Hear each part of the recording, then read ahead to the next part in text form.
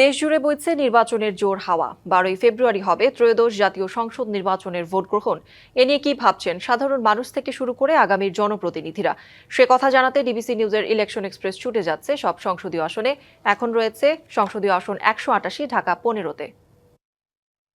DBC election express. আজ সারাদিন ছিলাম ঢাকা জেলায়। এই মুহূর্তে আমাদের সাথে যুক্ত আছেন ঢাকা 15 আসনে বাংলাদেশ জামায়াতে ইসলামীর নির্বাচন পরিচালনা কমিটির আসন সমন্বয়ক জনাব মোবারক হোসেন। আমরা তার সাথে একটু কথা বলবো। আপনি তো এই আসনে নির্বাচন সমন্বয় করছেন এবং এটি খুবই গুরুত্বপূর্ণ আসন, যেহেতু আমিরাতে জামাত এই আসনে নির্বাচন করছেন। তো নির্বাচনের পরিস্থিতি কি, কেমন দেখছেন? জি, ধন্যবাদ আপনাকে।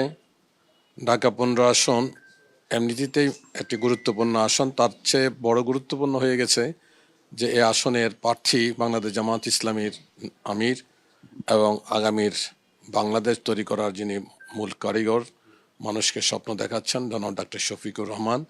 তিনি এই আসনে নির্বাচন করার কারণে নির্বাচনের গুরুত্বটা অনেকাংশে বৃদ্ধি পেয়েছে। এই এলাকার সবচেয়ে বড় সমস্যা যেটা আমরা চিহ্নিত করেছি, আমির জামাত যেটা মানুষের সাথে ওয়াদা করেছে, সেটা হলো জলাবদ্ধতা। মিরপুর এবং কাফরুলবাসীর জন্য একটা অভিশাপ। আমার বিশ্বাস যে উনি যদি নির্বাচিত হতে পারেন তাহলে পরে তিনি ওয়াদা করেছেন জনসাধারণের মাঝে তিনি এটা সমস্যার সমাধান করবেন।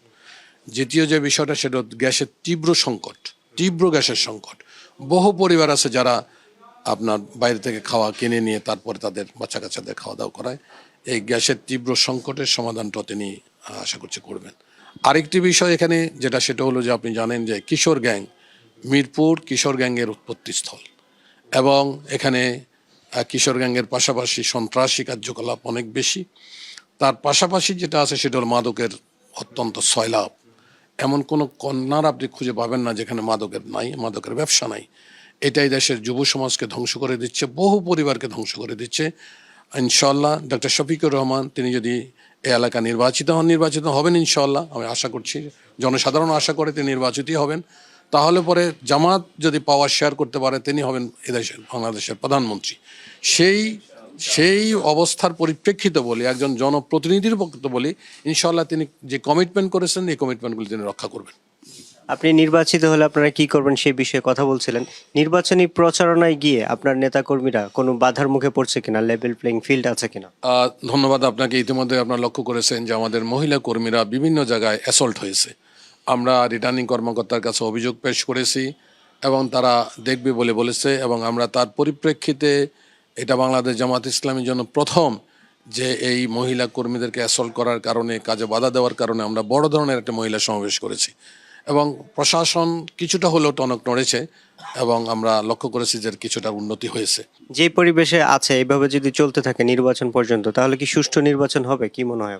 আমরা একটা সুষ্ঠু নির্বাচনের আশা করি এবং এটা প্রত্যাশা, আমাদের জাতির প্রত্যাশা, বহু বছর পরে নির্বাচন। সুতরাং তার ব্যতিক্রম মিরপুর নয়। আমরা মনে করি যে নির্বাচন কমিশনের দিকে সজাগ দৃষ্টি রাখবেন, অনেক পাশেই তার অফিস, এবং এই কন্টিনিউ উনি এই পরিবেশটা ভালোই রাখবেন আপ টু নির্বাচন পর্যন্ত, এটা আমরা আশা করছি ইনশাল্লাহ। ইসলামী দল ক্ষমতায় আসলে নারীরা পিছিয়ে পড়বে, পর্দার আড়ালে রাখা হবে, এরকম একটি বার্তা আছে সমাজে। আসলে আপনাদের বার্তাটা কি?